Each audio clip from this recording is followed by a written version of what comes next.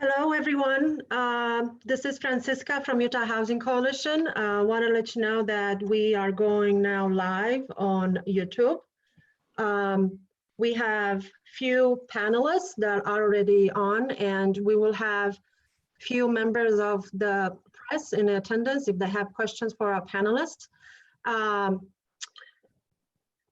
If you do not speak as a panelist, please mute your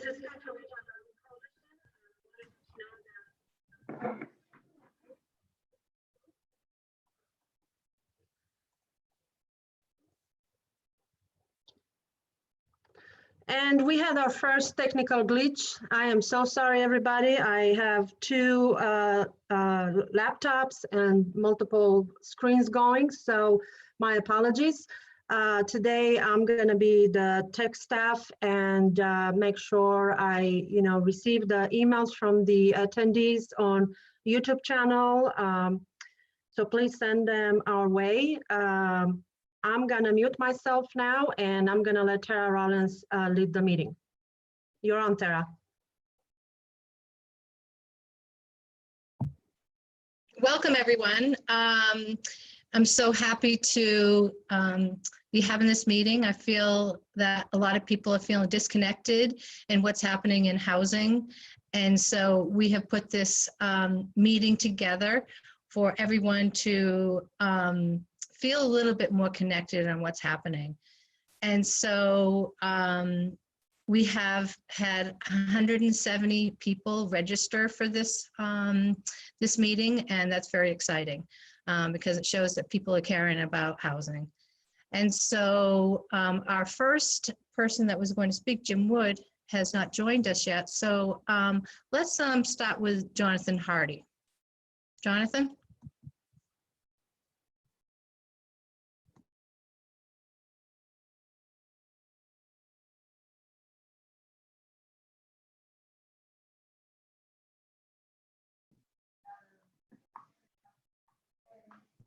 Jonathan, are you there? I am here. Sorry. Okay. Too many calls going on. Thank you. Yeah. Yep. Okay. Thank you, Jonathan.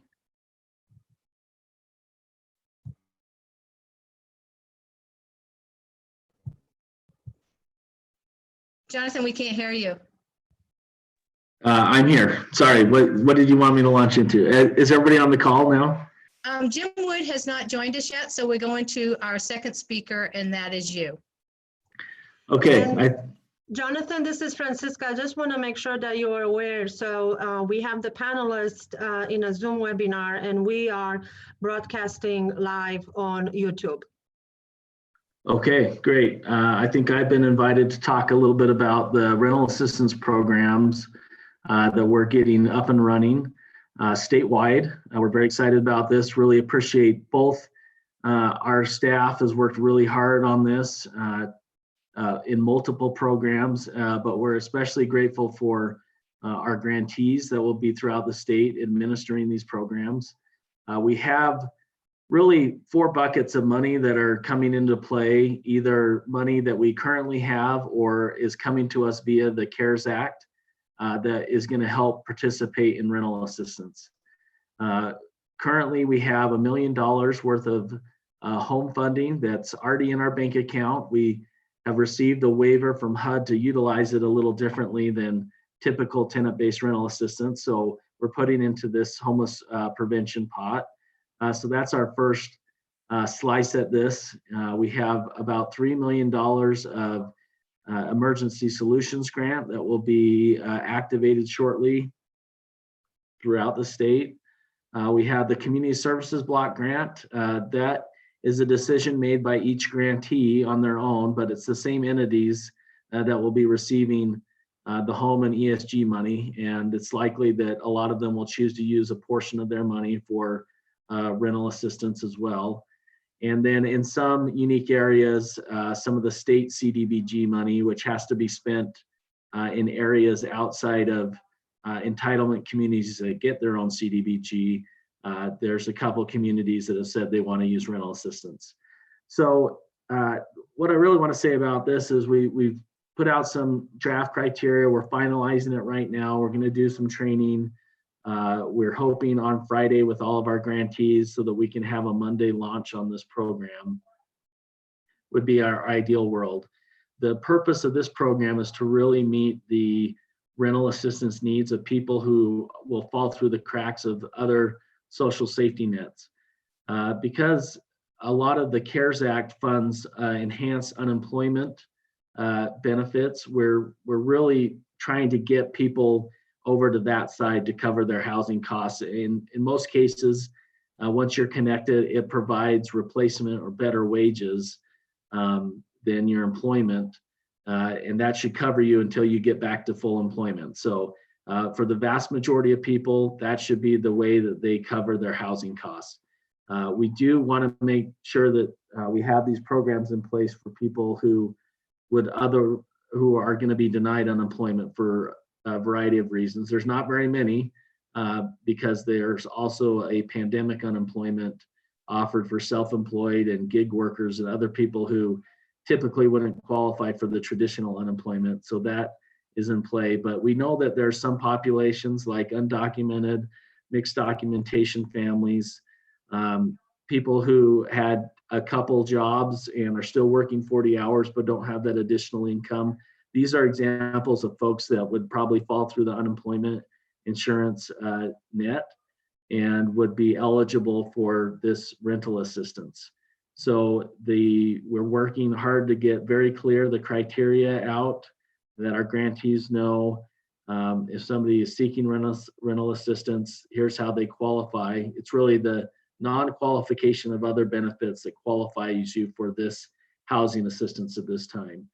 And I'm not saying this program will stay this way forever because, in a couple of months, we will probably have a whole different environment if unemployment insurance benefits end, or we may have a full economy. There's a lot of different things that could happen between now and then. And we want to make sure that we can adjust to it. But this is how we're starting out with the rental assistance program. The other thing I just want to mention is that the legislature has set aside $20 million in Senate Bill 3006 from the third special session for a rental assistance program. It's very skeleton right now. There's no rules attached to it or other law, and it would begin August 1st. And the idea is we're going to understand some things between now and then that will help prioritize what we should do with that 20 million as a state for a rental assistance program. So that's a little bit down the line, but it's nice to know that there will be some resources to help out and respond to the needs that will pop up between now and then. So that's I don't know if I talked a little or a lot about that, but that's the lowdown on rental assistance right now. Thank you, Jonathan. Jonathan, can you clarify? I've had some questions about where that $20 million is coming from. It is coming, so the state has gotten a large allotment of dollars from the CARES Act, and they have some discretion on how they utilize that. So it's from the state's general pool of CARES Act money that is available to that rental assistance program. So it's federal money, but it's not passed through some other program that has specific criteria. So we can write a lot of the criteria on that. That's great. It's kind of like that IRA funding that came through that the governor had received, and he had his discretion on how to spend it. Is that correct? That's my understanding, yes. Okay, great. Thank you. So next, we have Tricia Davis, who specializes in homelessness and has the pulse on what's happening statewide in the homeless community. And we've had a lot of questions about, what is actually happening at the shelter level, how has the state been involved in that, as well as, really what's happening out there, in the homeless world. Thank you. Trish. Hi. Hey, thanks for having me.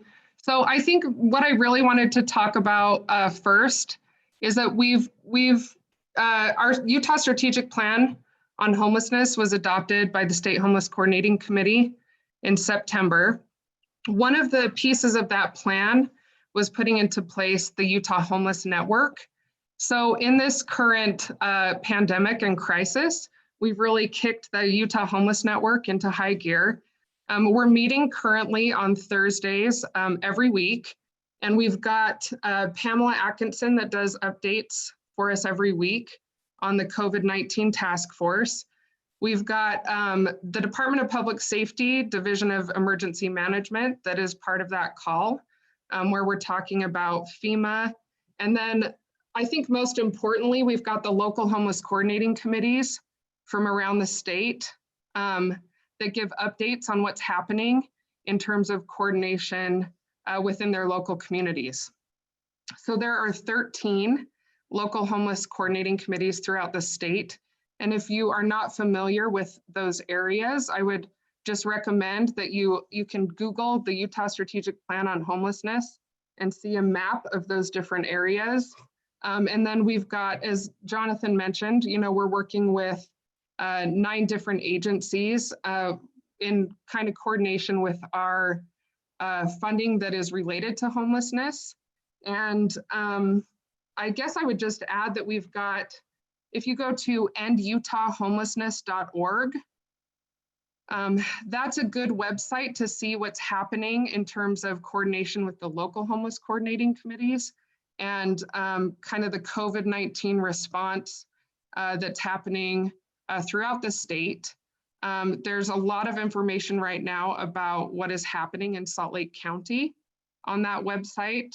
So I'm not sure if that's something you can put up on, I'm not sure how that works, Tara, with putting website links up onto the screen.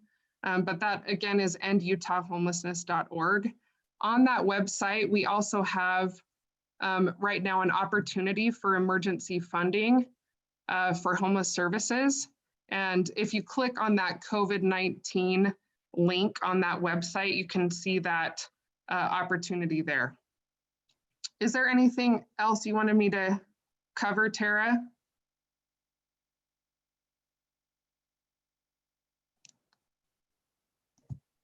Sorry, I didn't unmute.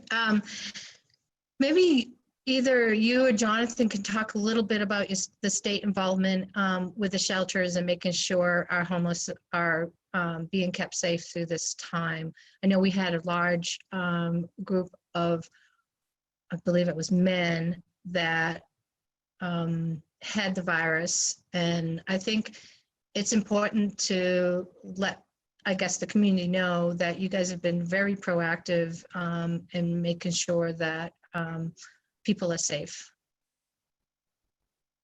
So either Jonathan, can you just talk a little bit about that in terms of how you're isolating people that have been tested positive? Yeah, and Tricia will probably be the best person to really get into the weeds on this, because part of that weekly call is checking in with all of our shelter providers and what's going on at their populations. We've issued some funding to help support some of those isolation options or quarantine options in different areas via, for most areas, that's motel vouchers. I know in Salt Lake County, they've had some of that plus some quarantine center options. Really, the message is our homeless providers are working hand in hand with our the local health departments to make determinations on what to do if somebody has symptoms, is tests positive. What are the next steps there? We've at this point, we've been providing some resources to help people respond to those unique situations, and we do have some money also set aside of that ESG money to respond in the future to different operational needs should instances arise in the future. I don't know if you want to add anything, Tricia, to that. Yeah, no, that was perfect. I think I would just say, part of the Utah Homeless Network calls that we have every Thursday, we get updates from all of the local homeless coordinating committee leads on what's taking place in terms of coordination with homeless service providers and what's happening if there is an emergency shelter in that local area. So for example, we get an update from Salt Lake City and Ogden City with Lantern House. And Jonathan mentioned this, but really the coordination is taking place in those local areas with the local health departments. I would say that every local homeless coordinating committee area does have a plan in place for what needs to happen with, if there are individuals experiencing homelessness in those areas, and if they test positive, how the quarantine plan takes place. It's happening a little bit different in each area, but there is a plan in place for quarantine. There's a lot of kind of hotel motel use happening in some of our more rural areas where there aren't, direct resources or buildings for quarantine. But again, that coordination is happening with the local health departments primarily. Great, thank you so much. I just really wanted everyone to know about how proactive, the state is being, and, coordinating from the top right throughout the state. Because a lot of people, have been asking questions and have been concerned to make sure that the homeless are being taken care of. And it's a big topic at the national level. And I think that we're very lucky. We do have, a lot of homeless people, but not to the extreme that some of our larger cities have throughout the country. So thank you for all your work there. So I see Jim just joined us, and Jim, please enlighten us on what is happening with the economy and what you see moving forward, and maybe some solutions. Do you have any? Do you have a magic wand on you? Well, thank you. Thank you, Tara. Yeah, it's, I'm on what's called the Revenue Assumption Working Group, which is a group of about 12 economists that we meet 4 or 5 times a year to come up with what's called the consensus forecast for both the executive and the legislative branches. That's what is used in determining the budget for both the governor and the legislature. And in our February meeting, before COVID-19 really had emerged, we had a really solid forecast for 2020, something in the neighborhood of 45,000 new jobs and an unemployment rate of 2.5% for the year. But we met again after about a week ago and had to revise our forecast because of what's happened. And we are really in territory we have never been in.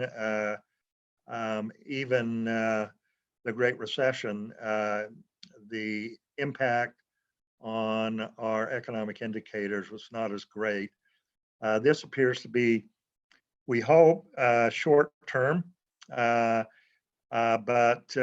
what we see for the jobs is for the year 2020 down about almost 100,000 jobs. 97,000 is the most recent number that Department of Workforce Services has supplied. Now, most of the damage is being done in the second quarter and part of the third quarter. I'll just read some of these numbers as to comparison with employment in February. March, we were down 67,000. Keep in mind, Utah has non-ag jobs about 1.6 million. So Jim? Yeah. We can't hear the numbers when you go to read them, so. Oh, okay. Okay, thank you. And those are important. Yeah. Thank you. They are. Okay, can you hear me now? Okay. Yeah. The March number is down about 67,000. And the May or April numbers down almost 280,000.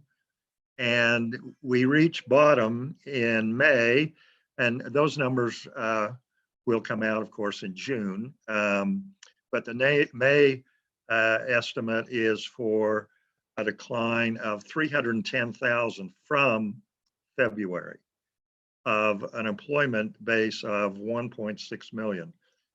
But then the recovery begins in the forecast in June, coming narrowing the gap to 250,000 loss compared to February.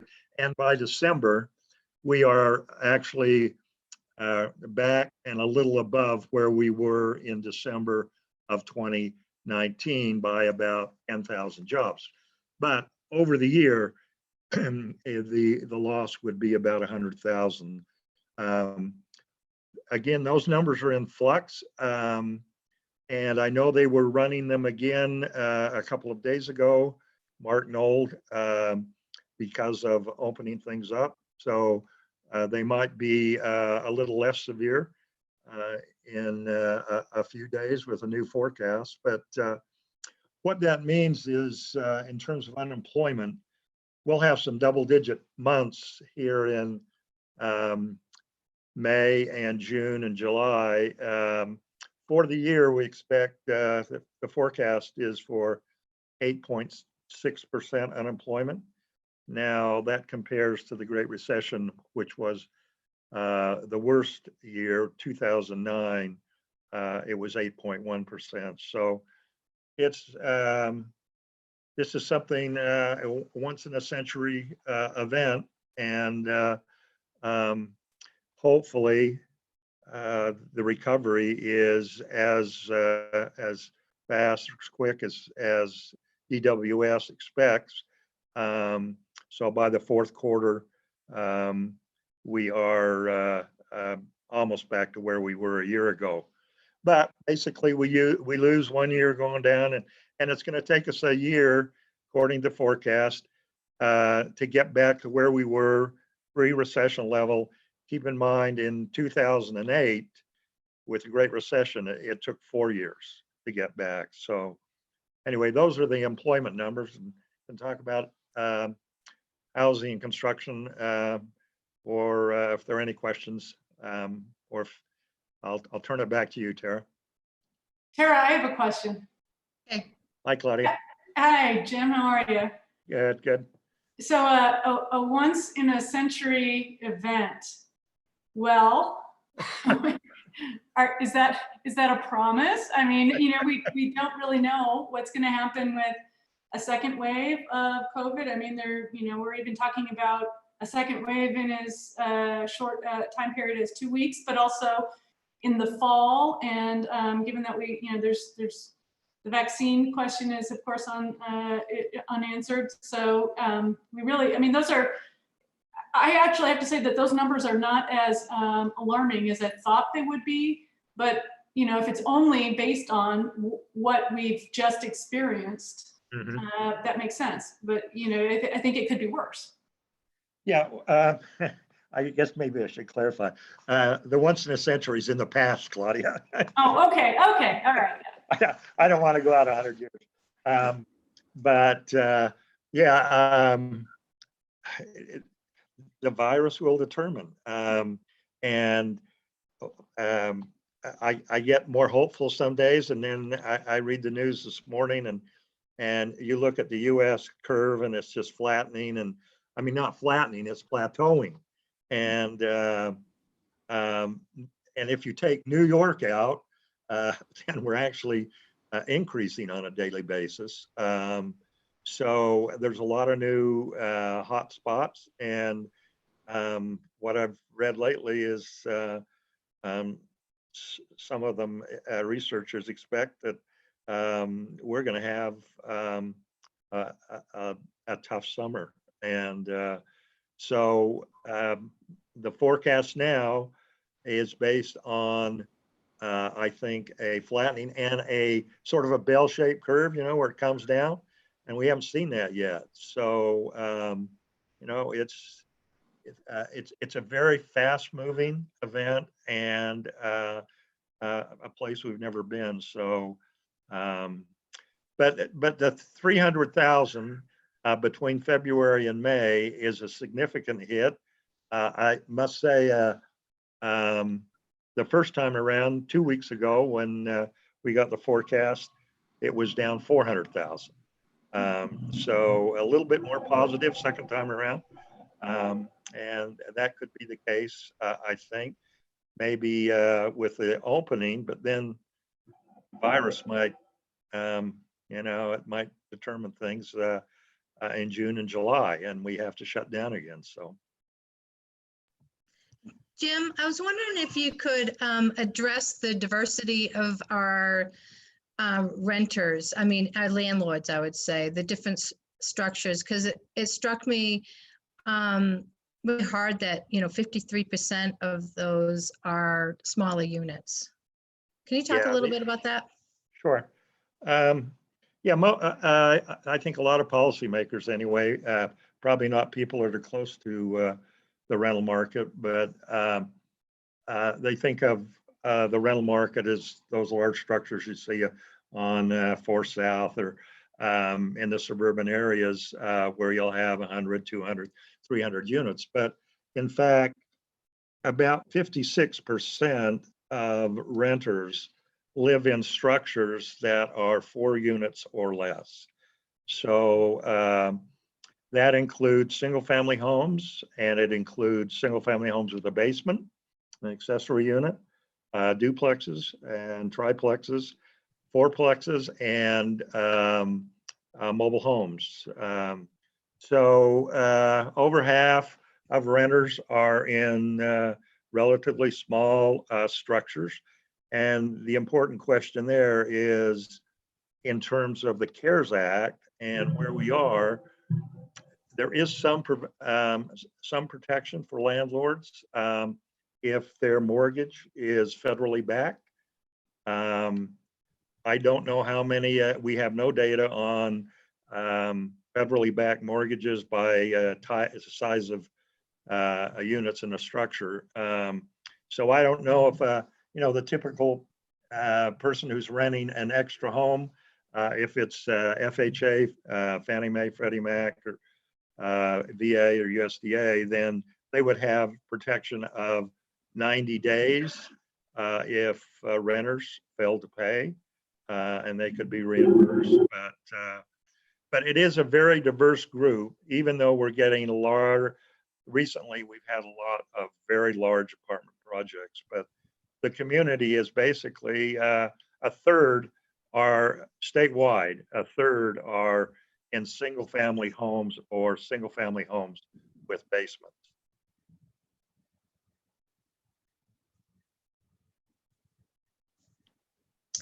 Okay, I was just looking for questions. All right. Next, we have Claudia O'Grady from Utah Housing Corporation. She's going to give us the angle of what's happening in the developing world. I am, and I'm going to share my screen here just because I have a couple of talking points. Hope everybody can see that okay. So most of you know that the Housing Credit Program is a program designed to help subsidize the construction of affordable rental housing. So it really focuses on the development side of things, not the renter assistance side of things. So mostly that's what we're looking at. But there have been some relief measures stemming from the CARES Act and other relief pieces that I want to cover here. So 2 significant Treasury determinations that give relief to deadlines for housing credit projects and tax-exempt bond finance projects. Don't forget the tax-exempt bond finance projects have 4% credits in them, so they are housing credit programs, housing credit projects. And these 2 determinations are, one is a 2014 revenue procedure, which provides relief on certain deadlines for national disasters. And because this was declared a disaster, I think it was back in, the deadline, the date of the start of the national disaster was January 20th, I believe. So those deadlines can be extended. And the 2 deadlines that are covered under the procedure 2014-49 are the 10% test deadline and the place in service deadline. So if a project is experiencing delays now from COVID related issues, And that could be the supply chain of construction materials for sure, or the supply chain of labor. Then they can request through Utah Housing Corporation, they can request extensions of up to 12 months on the place and service deadline and 6 months on the 10% test. That is not, Utah Housing is not giving a blanket waiver to all projects on that. I want to be very clear about that. Projects must request that from us and explain their COVID-related delays. The second piece of relief is IRS Notice 2020-23, which gives additional extensions, but only through July 15th of this year. And those are for certain actions that were to be performed during this crisis period.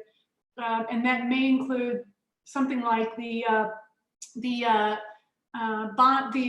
tax credit rate election that has to occur when a project, a tax exempt bond project uses the 4% credits. They have to lock their rate or not lock their rate within a certain period of closing. So those sorts of things, those sorts of deadlines were given relief, but only through July 15th of 2020. Those are probably going to be less significant to our community, but still very important. The CARES Act provided some relief that is going to be important. Jim just talked about the 60-day moratorium on foreclosures for projects that have federally backed mortgages, FHA, Fannie, Freddie, USDA. And so, you know, yeah, Jim is right. We don't know all of the projects that have federally backed mortgages, but those that Utah Housing has been involved with, we do know which projects those are. And to our knowledge, at this point, you know, we have not yet heard of projects that are struggling on that front. I have heard from some owners that they have renters who are struggling to pay rent, and so of course the downstream effect is that the owner may have difficulty paying the mortgage. So that is on the horizon and that's looming. Now the second bullet point is the big one for renters. There's a 120-day moratorium on tenant eviction filings and charging of late fees. So if a tenant cannot pay their rent because of some COVID-related reason, they have some relief there.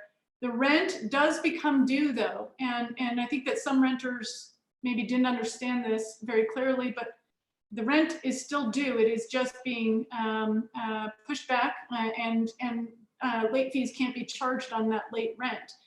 And the 120-day period ends on July 24th, 2020.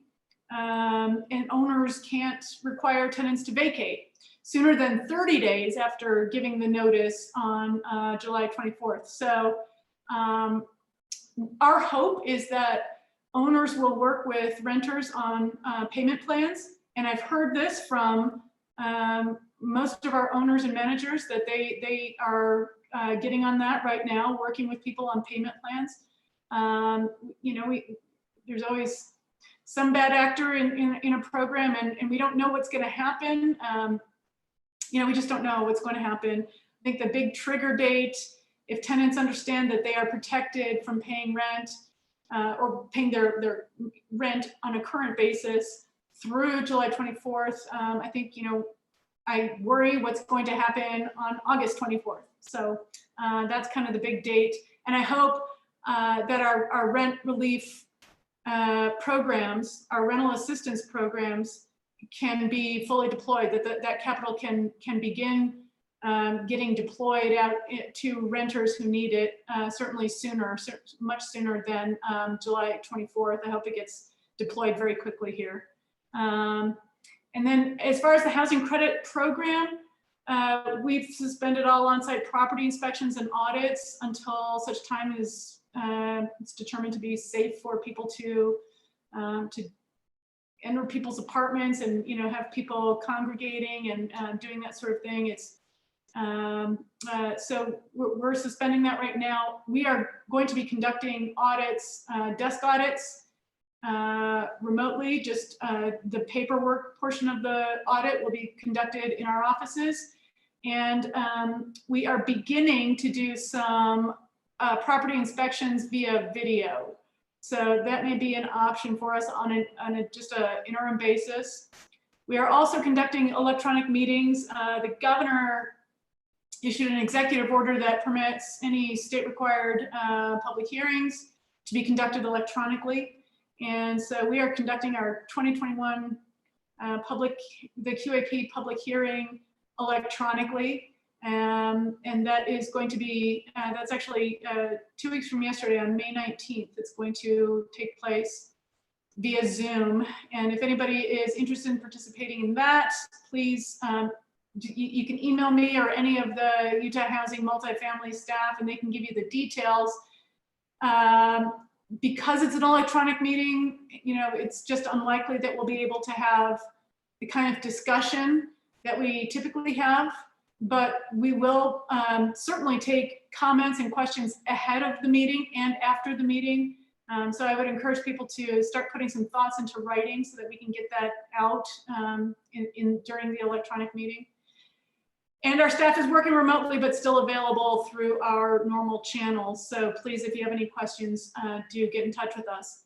The last thing I wanted to mention is that now that Congress is acting fairly quickly on some COVID-related relief legislation, one of the important things that I wanted to mention is fixing the 4% tax credit rate. The current rate for May is 3.08%. And that is as low as it's ever been. And and what that means is less equity to projects when they're being developed. As a matter of fact, I ran the numbers this morning, and on a $20 million project being developed, the difference between 3.08% tax credit rate and the 4% tax credit rate is about $1.2 million of equity. So that's a huge difference. And so, you may be aware that early this year, there was some standalone legislation Cantwell-Young had put out there to fix the 4% tax credit rate. And that piece of legislation has been put on hold in part because they're trying to focus on COVID-related relief, but they're trying to roll the 4% fixed rate into the next round of legislation that comes out of Congress. And I would encourage everyone to call their Congress people and ask them to support fixing the 4% tax credit rate at 4%. That amounts to an enormous amount of help to projects that can either now be built, or they can add additional affordable units, or they can target deeper rents. So I just want to encourage everybody to do that. And that's really all I have, Tara. Thanks.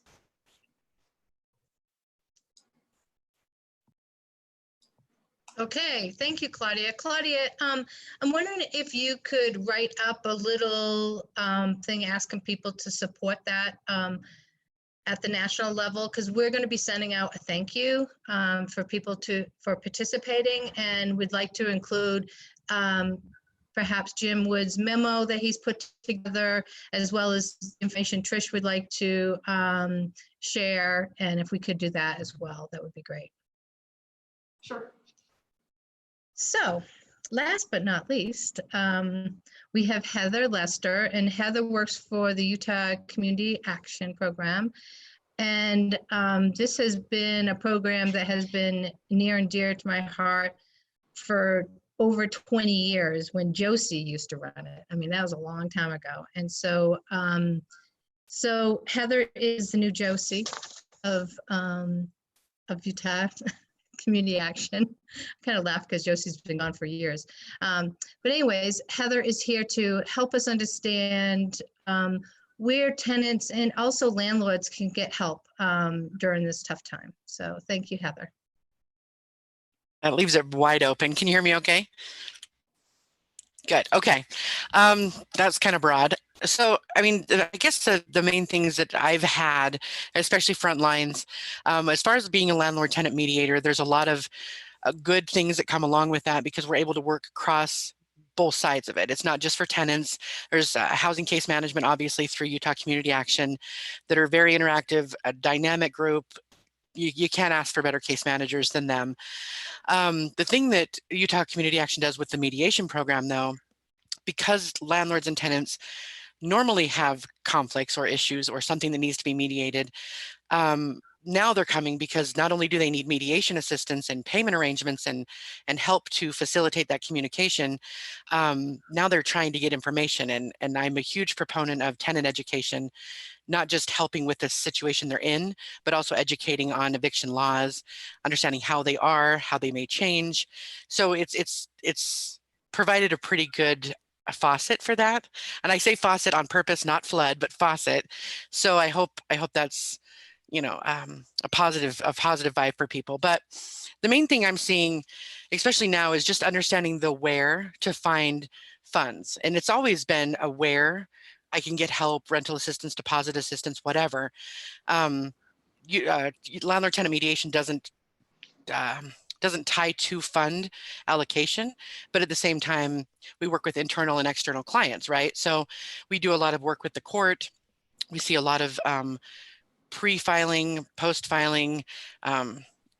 We basically get them on the front end, trying to catch them upstream, trying to help mediate through the court process, and also afterwards navigating through the debt collection process as well. So right now it's different. I mean, it's a huge influx of questions. A lot of questions have came from the main one that I'm always, every single day, even bugging Tara consistently, is where are the funds going to be, how to align people with them in Salt Lake County and outside of Salt Lake County. So that was helpful on this call. Main thing I'm also struggling with is the constant calls because of the confusion between the federal moratorium and the state of Utah governor's order moratorium. And so understanding the difference between the dates, the difference between the criteria. A lot is similar, a lot is different, but there's a lot of confusion. So I think a lot of right now comes from explaining to people at the same time while you're advocating and helping to understand that you can't just not pay your rent. The rents haven't been erased, and understanding how to progressively make a plan. And so we've came out with, different things, different times, different posts or media releases, but there's been a lot of just communicating. I mean, honestly, when they do call mediation or even case management or anyone that's trying to facilitate rental eviction prevention as a whole, the main thing is starting the communication stream with the landlord. I've actually found a lot of landlords, especially working with Utah Apartment Association, a lot of landlords are really trying to work with them. There's been some really good momentum on the side of the landlords. There's a lot of confusion, again, on the side of the landlords, but there is some positive things coming on both sides. I think the unknown is what's scary, because you can always negotiate, but negotiating in crisis is different, and especially negotiating when you have no idea what your options are.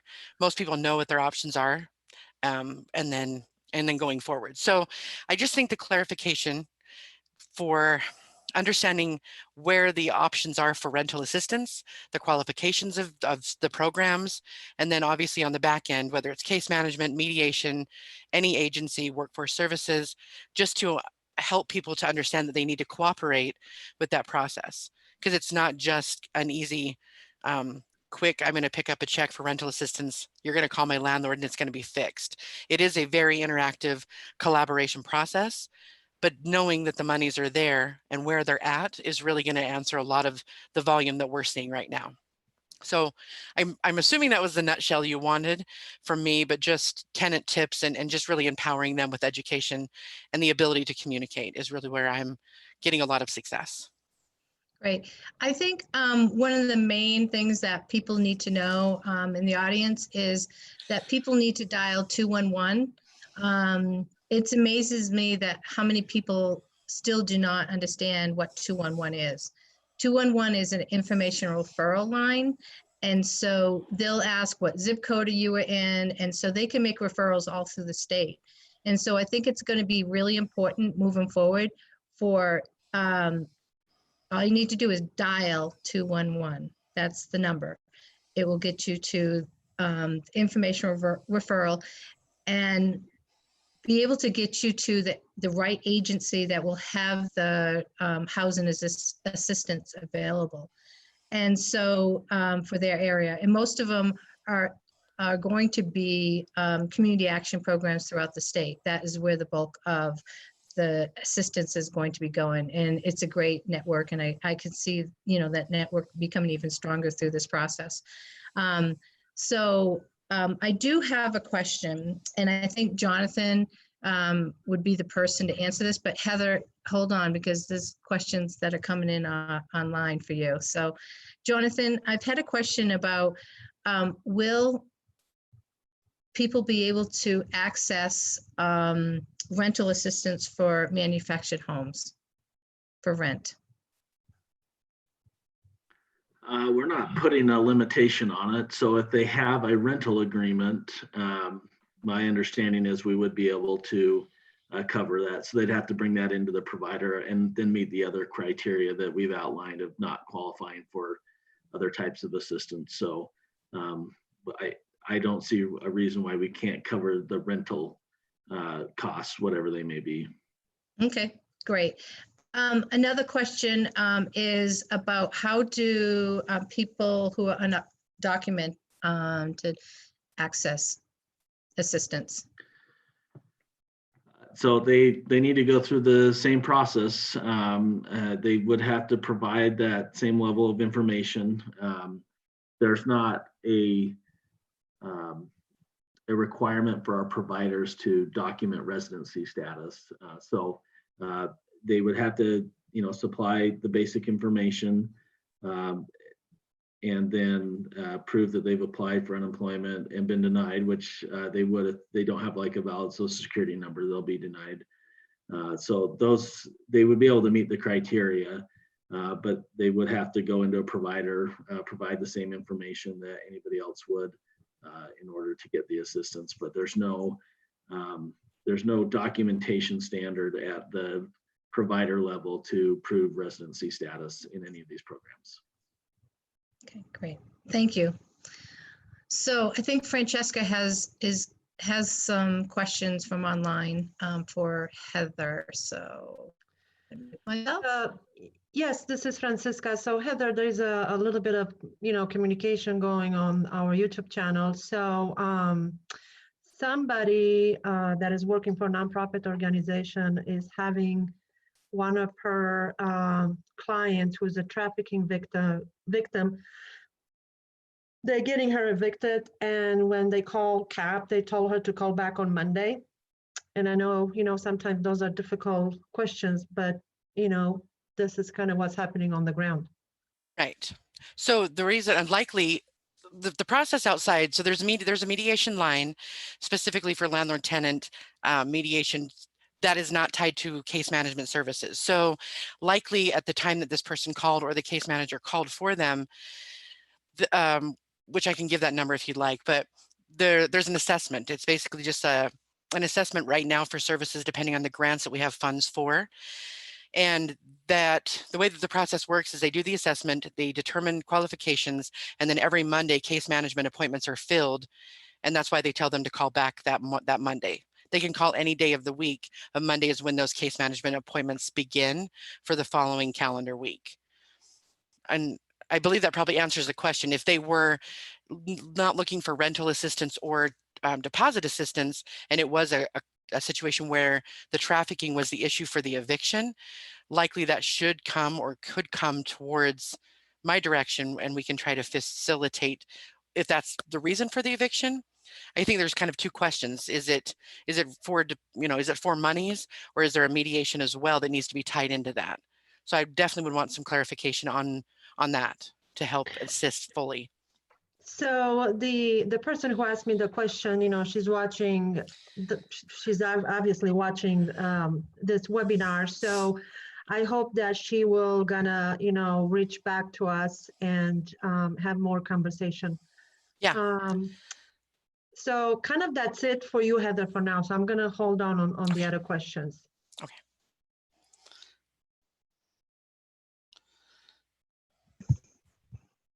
Francesca, what other questions do we have? Okay, so other questions that we have are, so somebody was asking, you know, if what happened to the people that live in Magna? And some of them, they even lost their homes because of the earthquake. Do you guys know of anything, any assistance that happened for those people? I didn't hear of anything. Jonathan, did you hear of anything? I have not. So I think maybe we could ask the county. It's probably the county that would know something about that. So let's try to figure out that. And Yeah. if there is a need, they need to contact the county. Right. Uh. Well, the person made a very good point because it was the earthquake during a pandemic, so was more Oh, I see. more a combination of, you know, using FEMA and THA assistance funds to help these people. So I guess the county will know that. There has been a couple of things coming mediation wise for that. They were not so much housing. I mean, house specific, like homeowners, but as far as some of the rental contracts for some of the mobile home parks that needed to basically get out of the lot lease for those. So there's been a few of those, but other than that, I haven't seen anything either. Okay. Another question that we have is, so nonprofit housing organizations have to pay their mortgages, low income tenants' rents is also part of the equation, how they can sustain themselves.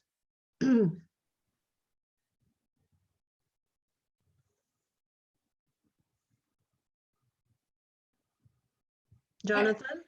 Can you repeat the question, Francisca? Yeah. Sorry. Yeah, so, okay, so the fact is some of the, I think the point that the person is trying to make, so some of those nonprofit housing organizations, you know, they also have to pay their mortgages, they have bills to pay.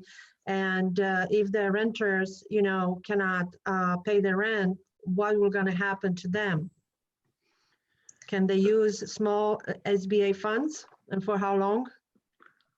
Well, you're probably asking the wrong person on that, on how they access some of the business financing stuff.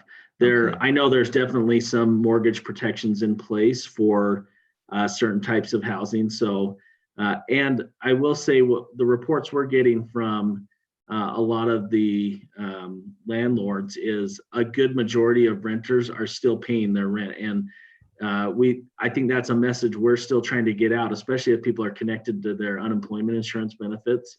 Continue paying your rent on time, so there's not this accumulation of deferred rent problem that we're trying to manage as well. So I think in April I heard around 95% of renters paid their rent. We haven't gotten May's numbers as well, but hopefully there's some options for housing providers with some of the forbearance options on their mortgages while there's some of these federal moratoriums in place that can help out a little bit, and then that there's still renters paying as well. I think that's hopefully what is getting folks through. I wish I had more information on the business side on how those could be accessed, but I don't.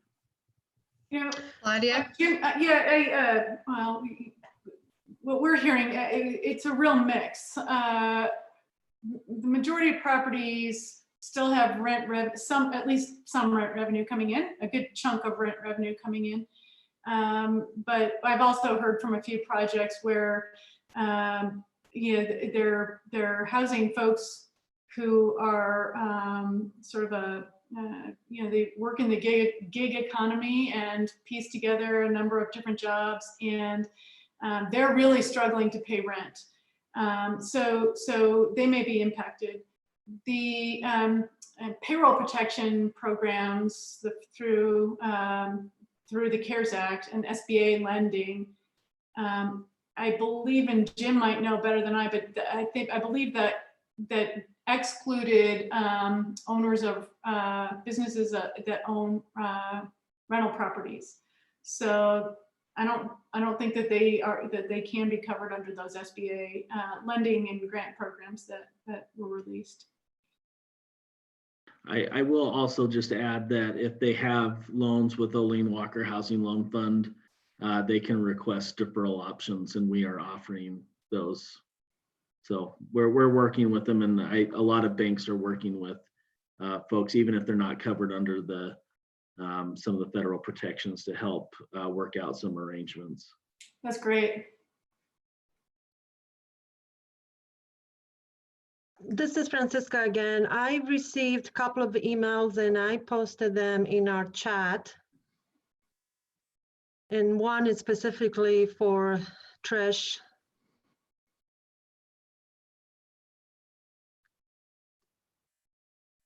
So the question for Trish is, how are we tracking the contact when a homeless person tests positive? How are we determining the effectiveness of housing homeless in hotels? And then what happens to the hotels when there is an outbreak? Also curious if there are separate places for quarantine for recently released people from jail, especially for those that are going to be homeless once released. Okay, I'll try to tackle that first one. Let's see. Client Track, which is our HMIS vendor, did release some alerts and notifications that where we're able to kind of flag or put a notification on a client when they are in like the testing process, and then if they have tested positive. There's also a lot of coordination taking place between the local homeless coordinating committees, Salt Lake County, and our HMIS team in kind of trying to keep track of individuals that are, you know, going to different homeless service providers. So that's probably the best answer to that is utilizing our HMIS system right now is how we're doing that. How are we, sorry, I'm just looking through the questions. I'm not sure if I completely understand that second part. How are we determining the effectiveness of housing homeless in hotels, and then what happens to the hotels when there's an outbreak? I guess throughout the state, the use of hotels, motels is really about quarantine right now. And so there are case managers that are involved and helping when homeless individuals are in the hotels. If somebody wants to help me understand what that's getting at. It's very possible the person maybe typed too fast, or the brain was thinking faster than she could write. I'm not sure. Anyway, we received that by email. We have 3 journalists with us, Emily, Keith, and Reem, and any of you have questions for a panelist, you're free to ask them.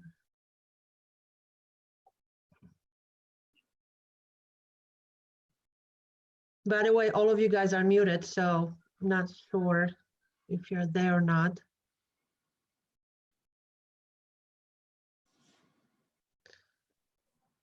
Well, I have, let's see. There's one more question from the YouTube channel. How about the people that were looking for work prior to COVID-19, and then obviously they cannot find work right now? Do they still qualify for assistance? A good question. All right, state the question again. How about people that were looking for jobs prior to COVID-19, and now obviously they don't have jobs? Do they qualify for assistance? So, I mean, it's a good question for our unemployment insurance division. There's certainly scenarios where they could still be eligible. There was extensions granted of unemployment. So there's a number of weeks that you can be eligible for unemployment, and there's an extension granted in the CARES Act for a time period. So I'd say anybody who's in that situation should apply and see if they're determined eligible. It's almost, if you've been attached to the workforce, you know, you'll, within the last 5 years, you're looking for work, I'm pretty confident that you'll qualify in some ways, but I should just go through the application process. The other question that we have, and I'm not sure if you guys are the right folks to answer this, but somebody asked earlier, you know, if it's a low-income person and their child usually goes to Head Start and now they have to stay home, is it any assistance for daycare? There's still childcare assistance available through the Department of Workforce Services. And although some providers have shut down, other providers are open. So I just encourage them to go onto our website, jobs.utah.gov, search for childcare, and see what resources are available. Okay, thank you. So these are kind of all of the questions that that I have online and by email. Tara, if you have anything else that you are aware of. Okay, so I just wanted to bring up the National Low Income Housing Coalition, and I encourage everyone to go on their website and look at the COVID-19 information. It's extensive. And so along with the last mass email that went out, I put the latest update on the bottom.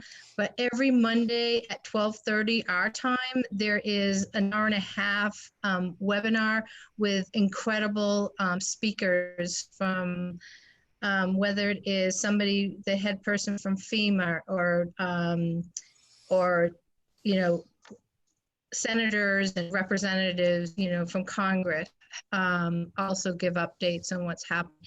Monday meeting is a really good way to stay in touch with what's happened nationally and some of the good practices. They usually have a couple state partners at the end talking about what they're doing in their community. And so I just encourage people, and also they record them, so you have a chance to listen to them afterwards. So they have a lot of fact sheets, et cetera, et cetera. So also, there is a new bill that's being introduced, and we'll send that out as well, the $100 billion for housing assistance. And so that's being introduced in Congress probably tomorrow or Friday, and they have 120 co-sponsors right now on the bill. And so nobody from Utah has co-sponsored that. And so we have been, you know, working hard to get Representative McAdams to sign on, and he said he would vote for the bill, but he's waiting to see, you know, if it become bipartisan. I think also, you know, we've reached out to Bishop and Curtis, but have not heard back from Curtis yet. So yeah, it's a very important bill to, you know, move forward, and that would mean more money for, you know, helping renters on the ground here.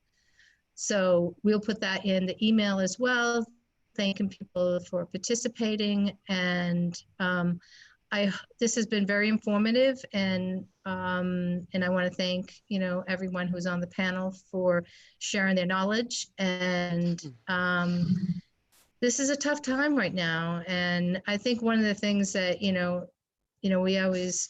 we've been saying a lot lately is that we all need to stay calm, and we need to communicate. We need to be open to making changes, even if they're going to hurt. There's a lot more people out in our community that are suffering, that are scared. And how do we, you know, bring our community together to make sure that, you know, people are housed and being able to be healthy. So thanks again, everyone, for being on this call, and it's good to see some faces. And I hope we can start meeting personally with everyone again soon, because I miss it. So thank you.